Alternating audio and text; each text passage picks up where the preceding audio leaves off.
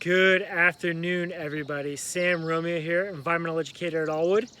And today we are going to be doing a discovery walk, kind of like what we did last week. But I'm going to be sticking to the prairies and meadows here around Aullwood. There's some really cool insects, some really cool flowers we can see. You just never know what you might stumble across in these wide open spaces. So let's go see what we can find. Here is a plant that is typical of many of the prairies around here, tall grass prairies especially. And this is Prairie Dock. As you can see, I have these large leaves you can see compared to my hand. One side of it underneath is softer, and on top it's a little kind of sandpapery a little bit, has a scent of turpentine if you were to tear some of the leaves. But something interesting about this plant is, and I'm going to show you my compass on my watch. So that's south and that's north. Prairie Dock, its leaves, except this one because I wrinkled it, they will actually face in a north-south direction. And the reason they do that is to be significantly better at photosynthesis. So there's the sun over there, and with their leaves facing in that north-south direction, they are able to collect a lot more sunlight. So with that being said, they are really well adapted to kind of excelling growth in a tall grass prairie, because I mean, look at all these other plants that they have to outcompete. So when you have these large leaves that not only help with transpiration, but also to collect more sunlight, therefore photosynthesize and grow much better. So the prairie dock also grows this really long stem. It can be about 10 feet tall, and it's a yellow flower. Other plants that are in the family are compass plant, cup plant, which are pretty common around here. But yeah, prairie dock. So these pink flowers caught my eye, and these are prairie rose. These are roses that are native to North America. They're found in, the Appalachian regions, eastern United States. They kind of have the same leaf structure as a typical rose. Not many thorns, but nice, beautiful flower. Prairie rose. Here we have a crowd favorite, butterfly milkweed, and it really stands out. It's almost in full bloom. So yes, this is, of course, a milkweed for the Monarch Caterpillar. But the cool thing about milkweeds is if you look at the flowers, how it has these kind of crown-like pattern to it. This allows butterflies to place their feet on these bottom petals, and they're able to pollinate this flower much easier. Of course, they have longer legs. They have that tube-like proboscis that they use to pollinate. So these are fantastic for not only just butterflies, but all of our other native pollinators. So here we have common mullein, and there are tons of different insects on them. All different types of pollinators. There's an ant.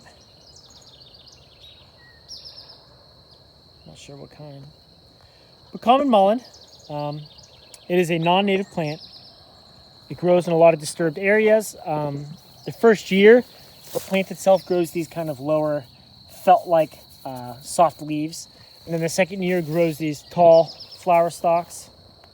This one right here is about, 6.5 feet tall. So within that second year, they grow up this flower stalk. And the flowers itself, they only bloom like one at a time. So they don't bloom like all at once. It's kind of random, but they'll go full maturity until they become all pollinated. And they only bloom in the early morning to early afternoonish, so like maybe 12 o'clock. So I got out of here early to get some of them. But the other interesting thing about mullein, and a lot of our invasive species that we have is this plant can grow 100,000 to 240,000 seeds per plant. So once again, I always find it like in kind of disturbed areas, train tracks especially, you'll see it all growing. Once again, that is common mullein. So I was standing here making that video for the bees, and I saw this guy. I was like, oh, he's pretty funny, right? That is a hummingbird moth. Kind of looks like a bumblebee, kind of looks like a hummingbird, but that is actually a type of moth.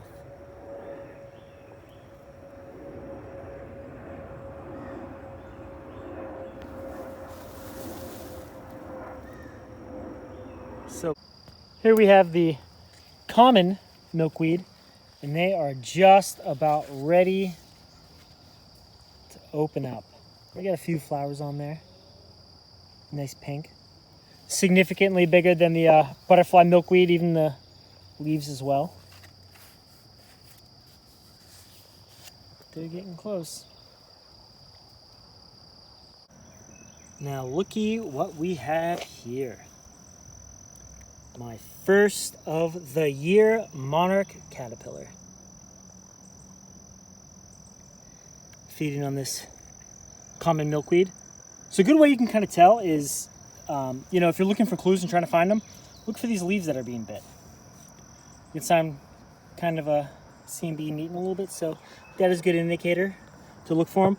Also, they will also drop some, oh, those are just some milkweed beetles right there. I thought it was another one.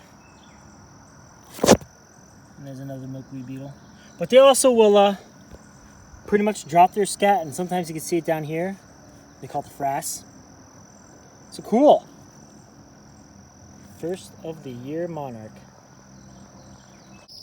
So here we have a pretty common grass of tall grass prairies. This is big blue stem. Of course, this is last year's variety, but this is where you often see it. I love this stuff because in the winter time, it kind of leaves like this golden kind of coat to the prairie while everything else is gray and gross in Ohio at that time. But something cool about big blue stem and, you know, the area of Dayton, southwestern Ohio is this was very useful to people of the Fort Ancient culture, which inhabited kind of the Ohio River Valley from, I think it was about 1000 to about 1750. And they would use this big blue stem, cut a bunch of it, pack it together, and add some mud to it, and they would actually build their homes out of it. So if you've ever been to places like Sunwatch Indian Village, you could see those buildings like that. But this big blue stem was used very often by them. And it is a very common grass of tall grass prairies. This little flower right here is Ohio Spiderwort. You see all those little flower heads here? So each one of these flowers pretty much opens up for, I would say, just about one day, maybe two if you're lucky, and then it'll close up and die. But this is found, you know, in a lot of adaptable soils, you know, clay, sand. Can be found in a lot of prairies and meadows. Keep it in the sun. It grows really well in people's gardens too, so if you're interested in native flowers, this is a great one that can grow really well pretty much anywhere you put it. So here we have a Carolina chickadee nest. I pulled it from this box, and this is the same box that I showed a few weeks ago when I was talking about different nests in Nest Watch. But I just wanted to show you just how amazing birds and building their nests are. So I'm going to completely fill up the space.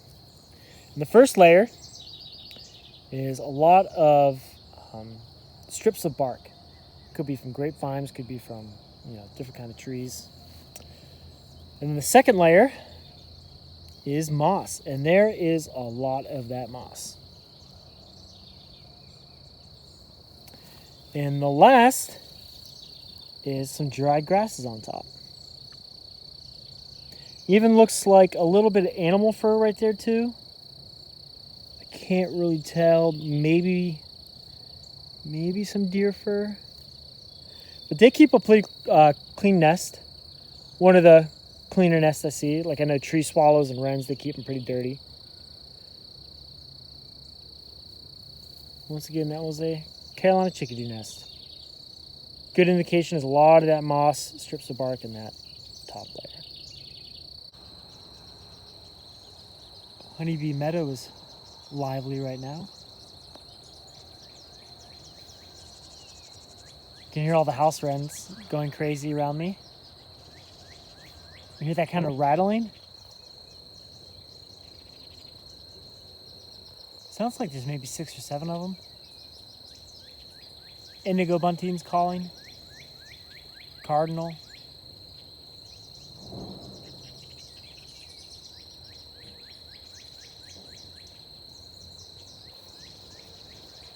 Grass is getting nice and tall. Berries are starting to ripen.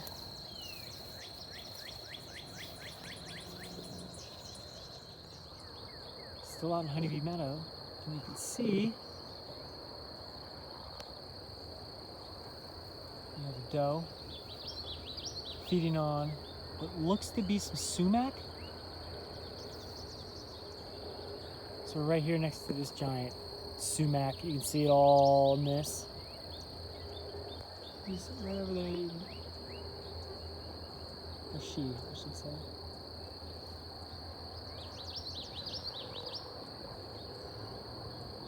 Hello. Now we have an eastern Tohi. Oh, right up there, singing. Here's the call, drink your tea.